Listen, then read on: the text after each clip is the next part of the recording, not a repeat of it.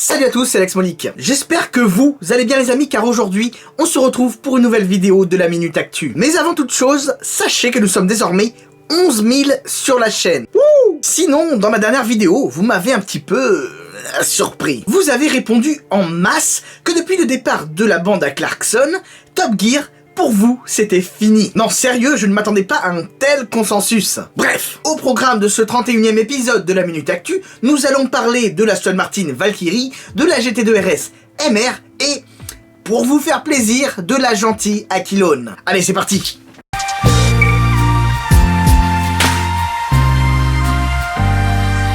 Forcément, il suffit que McLaren dévoile sa Speedtail pour qu'Aston Martin se dise « Tiens, faudrait que je balance des infos moi aussi de temps en temps ». Eh bien, figurez-vous que la marque anglaise a répliqué à la marque anglaise en dévoilant la version finale de sa future hypercar. Perso, j'ai trouvé ça super marrant, car si vous y regardez de plus près, Aston Martin a utilisé exclusivement Instagram comme moyen de communication.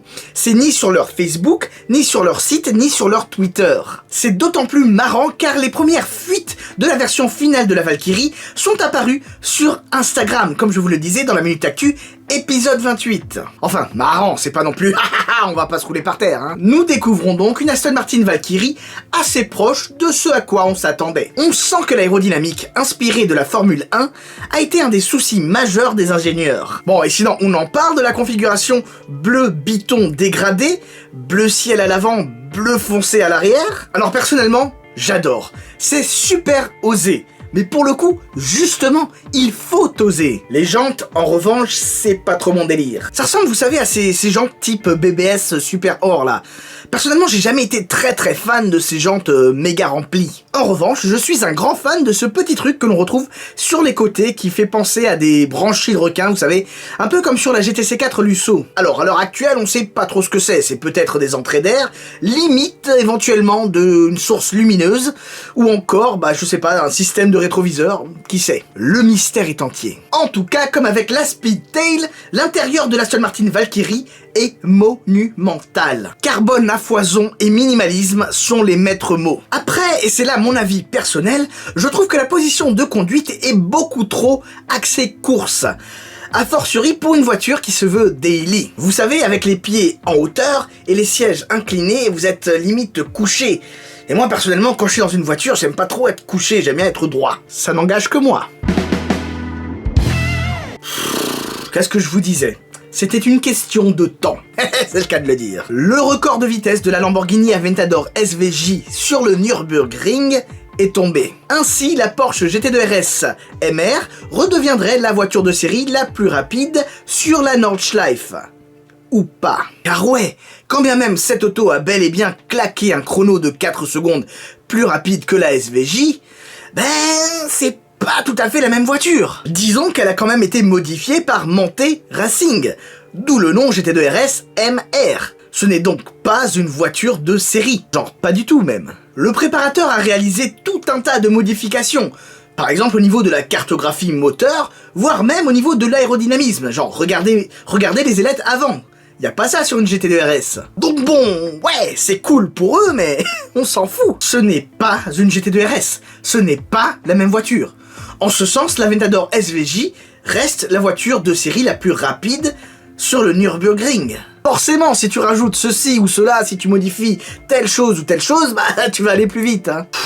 Puis franchement, on s'en fout de ces histoires de vitesse sur le ring. Enfin, j'en veux pour preuve, même Porsche n'a pas communiqué là-dessus, car ils savent très bien que ça n'entache en rien le record de vitesse de l'Aventador SVJ. Donc bon, j'applaudis l'exploit, c'est très bien, mais voilà quoi, ça n'a aucun intérêt.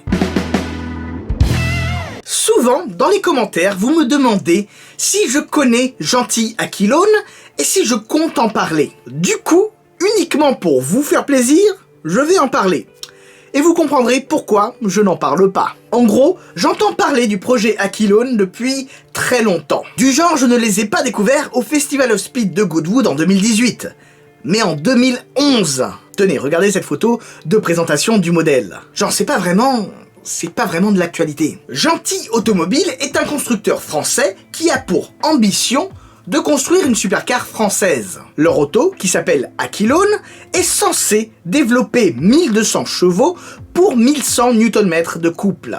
Mais à l'heure actuelle, sauf erreur de ma part, ce n'est qu'un projet. Alors sur le papier, je valide, le projet est intéressant. Depuis 2011, sur les 15 coupés prévus, aucun n'a été construit. Et je ne critique pas, hein, je constate. Les gars, je vais vous dire un truc. Développer et construire une voiture, ce n'est vraiment pas facile. Cela demande beaucoup de temps et énormément d'argent. A fortiori, si comme gentil automobile, tu as une structure à taille humaine. Donc bon, c'est pas que je ne veux pas en parler, mais il n'y a rien à dire pour l'instant. Alors ce n'est pas de la mauvaise foi de ma part, encore moins du anti-français, c'est juste que je choisis mes sujets, et j'estime qu'il y a des choses, on va dire, beaucoup plus intéressantes, sur lesquelles on peut discuter. Genre, il y a quelques années, on avait bien présenté Jérémy Lemercier comme le futur de la supercar française avec son modèle, la Lemercier. Donc bon, je maintiens. Avoir un rêve et des idées, c'est super, il en faut. Mais les réaliser, c'est une toute autre histoire. Maintenant, passons au Comstime. Alors, aujourd'hui, j'ai choisi le commentaire de Magnum1 qui me dit « tête de cul ». Au suivant. Du coup, prenons plutôt celui de Marc-Antoine, qui nous dit « Juste un mot pour cette 911 unique, elle n'est même pas homologuée route ». Alors, il parle bien évidemment de la 911 Project Gold de la précédente vidéo. Et en effet, j'avais complètement zappé de vous dire ce détail. Elle n'est pas homologuée route. Et c'est notamment pour ça que le prix de 3 millions me turlupinait intérieurement. En revanche, je ne critique pas du tout le prix. C'est la loi du marché qui veut ça, surtout dans une vente aux enchères. Si la voiture a atteint de tels sommets, c'est qu'il y a des mecs qui sont prêts à mettre cet argent dessus. Et ils font ce qu'ils veulent. Le cœur a ses raisons que la raison ignore. Voilà, cette vidéo est désormais terminée. Merci à vous de l'avoir regardée jusqu'au bout. J'espère sincèrement qu'elle vous aura plu. D'ailleurs, si c'est le cas, vous connaissez la chanson. Et n'hésitez surtout pas à me lâcher un like, un commentaire, un pouce bleu ou mieux, un partage. C'est super important pour le référencement. Quant à moi, messieurs, je vous dis à très bientôt pour une prochaine vidéo. Mais surtout, n'oubliez pas, on n'a peut-être pas la même voiture, mais on a la même passion. Sur ce, je vous dis à très bientôt. Ciao, ciao.